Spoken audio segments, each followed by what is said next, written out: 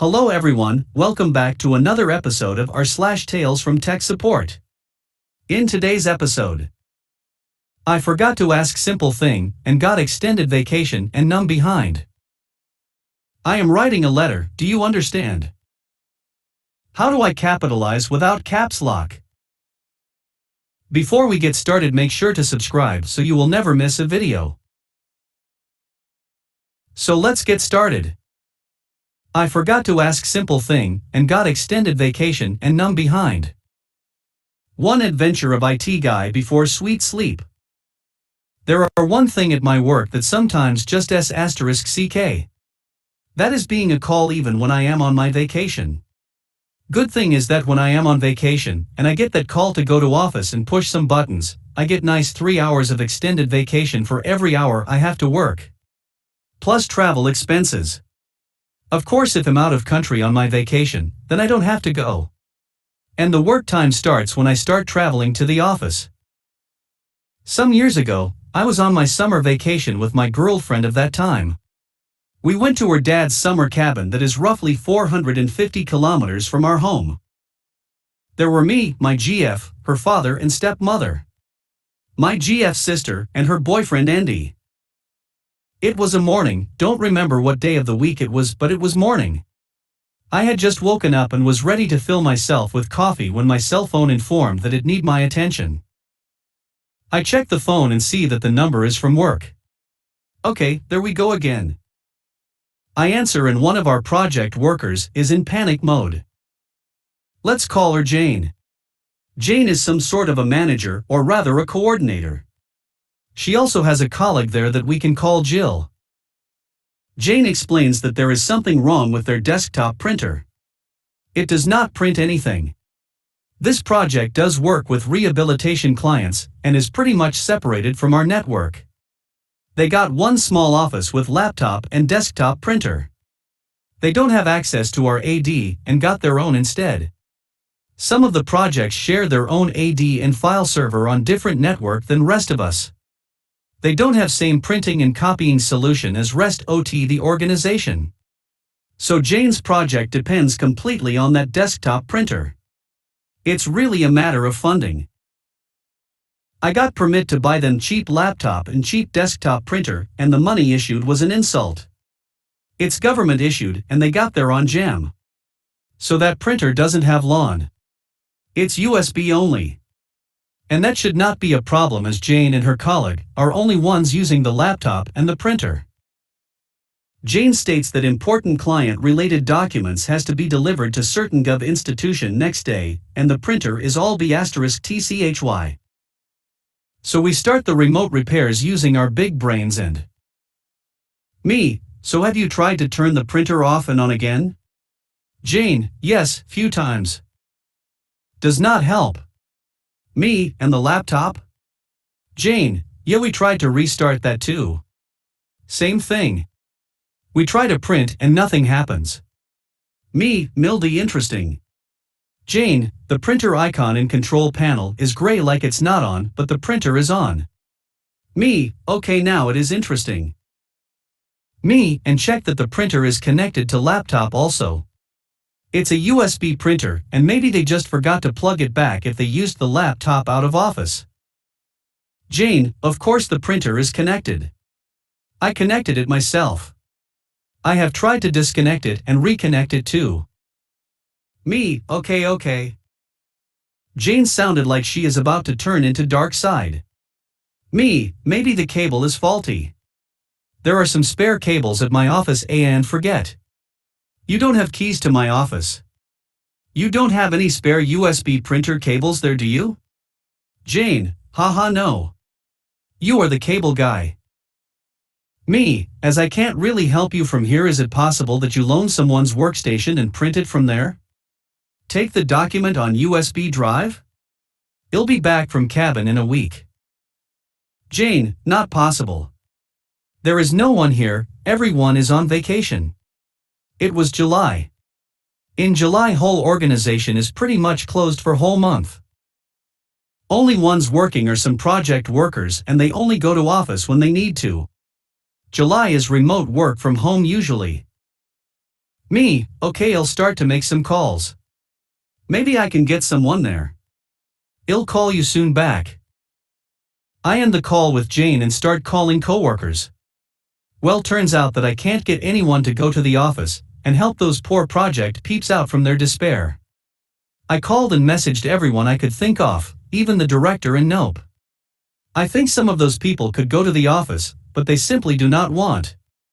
And they don't have to if they don't want to. And I am not going to call every single employee anyway. So I call back to Jane. Me, well, look like we are in sticky situation. Can't get anyone there. Jane, well, how long it would take for you to drive here and fix this? Me, it's 6 hours drive at least. Jane, okay then. Start driving. Me, you sure? You're gonna need to stay there until I arrive. Jane, it's okay. As long you come. Me, okay. I'll get ready, you send me the formal request for on-site support via email, so director and HR won't chew my *s after my vacation. Jane, will do, hurry up. We will wait here. I start to put some better clothes on. When I'm on vacation and get called to go to the office, whoever asks me to come has to send me a formal request, so there is a proof that issue was not solved on a phone or remote session, and I have to go to the site. And I did not have my laptop with me, so I could not do much remotely anyway. While I try to find some clothes to put on, I get the email. I finish my coffee, call the director and explain the situation just in case and tell him that I have to go to the office on that project is in trouble. He says sure, go and do what needs to be done. Girlfriend, I tell that I am sorry, gotta go, salt mine is calling. So I drive next 6 hours back to home, get the office keys, and my ID card. Then drive to office. The long drive was boring, and I could not feel my butt after 3 hours. It has ceased to exist. I arrive to the site to see my mechanical patient. I still can't feel my butt. It might died. Me, hey Jane, I am here. Let's dig into your problem. Now poor Jane and her colleague have been there all day waiting for me. It's way past office hours, but as it's summer and vacation season, no one cares. Jane, finally. I so hope you can fix this, as we are royally fucked if we don't deliver those papers tomorrow. Me, no worries. If this is not fixed in 15 minutes, I'll let you use my workstation and print the damn thing. I think that fast and easy fix is to just reinstall the printer drivers. I uninstall the printer drivers. Then I reach the USB printer cable. I know for sure that this laptop has only 3 USB ports. One has mouse, one has USB thumb drive, and one has external USB drive. Wait a second. Brain starts to do math. I just jump up from the seat and yell some profanity words. I look at Jane and say, "Me, so you connected the printer USB cable all by yourself, right?" Jane, yes. Why? Me, well, you plugged the damn printer USB cable to the Ethernet port, again. And then I was pretty much pissed to myself, as I forgot to ask her about it, as this is not the first time someone does this or her. It's a thing here. They frigging plug anything to anything as long it fits. I honestly thought they had gotten past of this idiocracy. Jane looks pretty horrified, mostly because she is having an idiot moment. Jill not so amused. And Jill doesn't speak. Like ever. I have never heard her say a word. Creepy. Me, yeah. I should have asked you about this. This happens a lot here. Happened to you too few months ago when you were having that presentation, and your USB stick was broken, remember? Jane gets a little bit color on her cheeks, the blush. Jane, yeah. I am little embarrassed now, to be honest. I am so sorry you had to drive all that way here for this. Me, well, I still have to drive back, you know. Jane, oh shoot. Yeah. Well, thanks anyway. I'll be more observing next time about what I plug and where. Can you keep this between us? Me, absolutely not. I have to write a report as I am on my vacation, and you called me on site. Report is needed so I can get the extended hours from this and travel expenses. So unfortunately director will see the report. I install the drivers and the printer. I plug the cable where it belongs and printer prints just fine. I booked 7 hours of work and 460 kilometers of traveling. I got 0.30 cents per kilometer. I got about 3 days extended vacation. Going back to the cabing was on my own expense and on my own time now. Did not drive back that day. Went home and had some pizza and beer. I started feel my butt. I drove back to cabin next morning and my butt went all numb again. Jane got some serious verbal crackdown from director later, but she took it all in and never discussed the matter much. She still reminds me sometimes how she has not plugged that many USB devices to her Ethernet lately, just few. My girlfriend was pissed, her sister was pissed, her stepmother was pissed, her father barely noticed my absence, and Andy gave me a beer as soon I arrived to the cabin. I forgot the small and nasty interruption to my nice vacation after 8 beers. But recovered the feel too eventually. I am writing a letter, do you understand? Before I update my previous post that I made way too tired and too drunk. I'm gonna share something that happened just recently, before my summer break. You all know about different paper sizes at the office. You got your A4, A3, A5 etc. Also, some countries apparently use size that is called letter. Okay. We have a printing/copier system leased from major brand, and it's pretty much perfect setup. Users can print to secure printer, and then use their keycard to pull out the print from any of machine that has card reader. Only problem with whole system has a bug that no one has yet to manage to fix. Sometimes, systems default the paper size from A4 to letter. We only use A5, A4 and A3 at our org. And am not even sure if I could get size letter from anywhere, as it is really not a thing in my country. So that's his background info. The incident. I get call sometime at the afternoon from one of the teachers from our immigrant language program. She is super nice person. Always joyful, and even when she has a problem with tech and I can't answer her call, she does not flip. All chill and smiles. Also note that she is native English talker and is fluent in many languages, my native language as well, but we usually talk in English.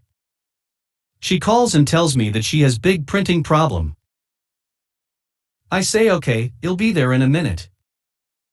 I head up into teacher's office. She tells me that she can't get the printout no matter how hard she tries. Printer just keeps telling that paper size is invalid. She also tells me that she is writing an important letter and she needs to print it, sign it, and send it via snail mail today.